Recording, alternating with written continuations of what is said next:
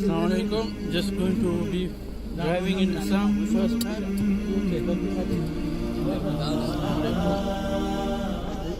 I'm driving. These are holding up the way, so just moving them out of the way. Bismillahirrahmanirrahim.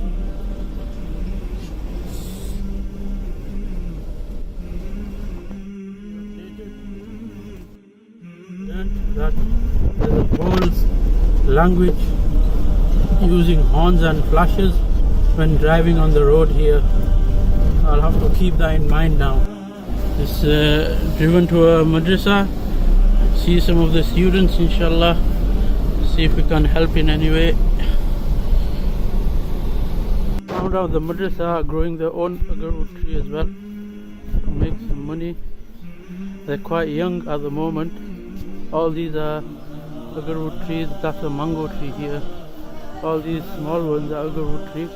We've just advised them to let them grow naturally, inshallah, and they'll benefit from them. Assalamu alaikum wa rahmatullahi wa barakatuh.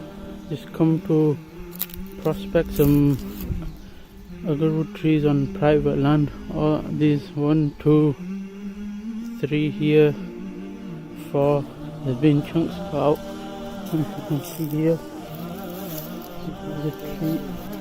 Just go a bit back so you can see a closer view. Here, these are the branches. One of the branches was just recently cut. I hope I don't fall in.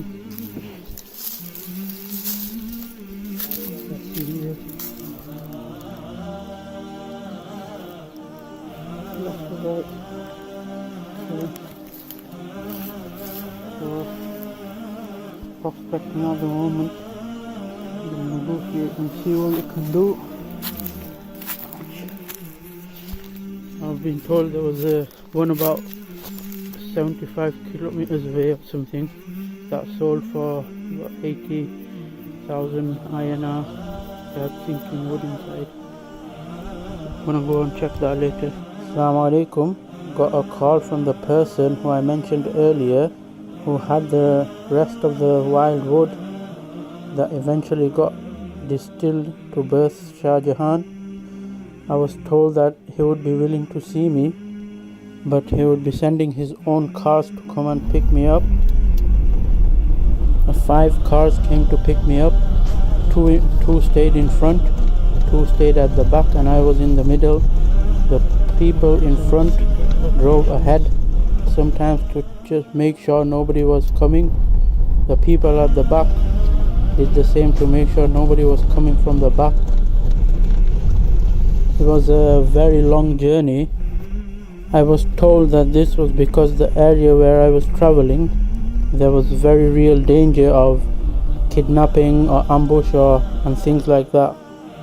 After countless cups of tea and a really long chat regarding this, past and present and future of the Agarwood in the area and in Assam in general, we eventually got down to talking about the wood he had. It took quite a bit of negotiation, but we were eventually able to agree on a price. But I don't think he really wanted to sell, but I'd like to think that he kind of took a shine to me, and we got along, so he sold it to me. This is just some of the wood I picked out from the batch randomly, just to take a video to show you guys.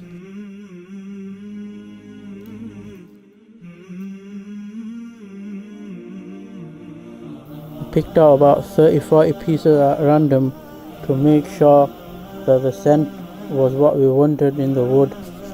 This was just one of the pieces that I was testing, and by now I'm assuming, hopefully, some of you will have tried the wood, and I'm sure you'll agree with me that it is very, very good. It is absolutely amazing. I've probably mentioned this so many times by now, but the people that I was with, they just couldn't fathom why I was juicing this type of wood or putting it into the pot. Just look at it bubbling away, releasing its magic.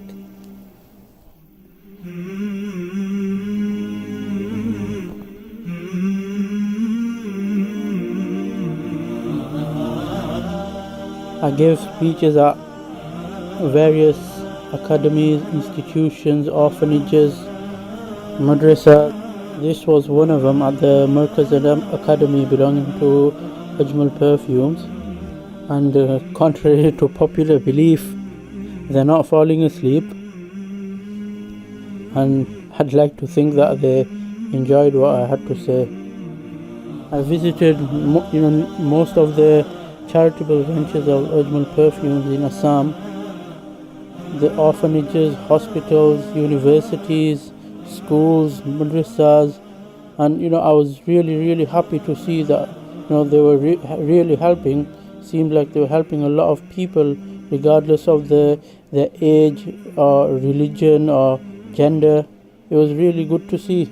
They had a really strong presence there, especially in Hojai, a lot of signs up. And again, while each place we visited, we were served tea and some food. I was invited to meet the Ajmal family. When I got there, they had a spread waiting. We had a really long chat about the current Agarwood in the current climate in Assam in general. The Imperial Oud business practices, Ajmal's business practices, how we're same, how we differ. The future of where Agarwood is going to be in 5 or 10 years time, about Wildwood. And they were just down to earth, very nice, very kind people. It seemed like they really wanted to help and make a difference in the area. It was quite heartening. Unfortunately, as you'll probably understand, we had to be let in and let out by armed guards. It was at what looked like a compound, but one of the side offices, where the side buildings where they have other essential oils apart from food. Assalamu alaikum everybody.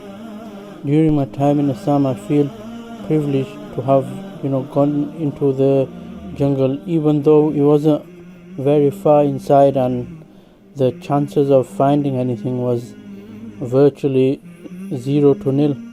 But me being me, I couldn't help myself, and I had to go just in case that tiny little sliver of a chance.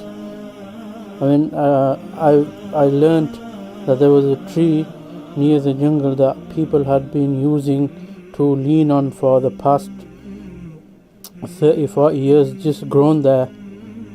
Nobody knew it was the Agarwood tree. That's what it turned out to be. People used to tie up their animals there, or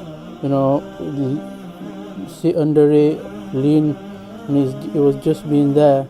And it turned out that it was over 100-year-old tree that had been there for ages and nobody knew. So there was that remote chance, and I had to give it a go. I didn't find anything, but it was worth it, I think, still.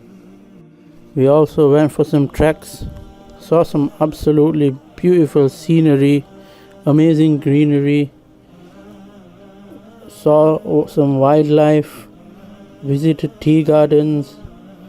The pictures aren't in order, and I apologize for that, but I took pictures of things that pulled out my heart, that spoke to me, and I've included some of them here humbly for you to see.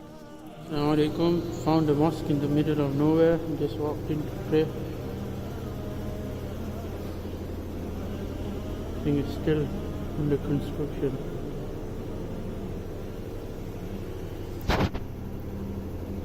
Assalamu alaikum.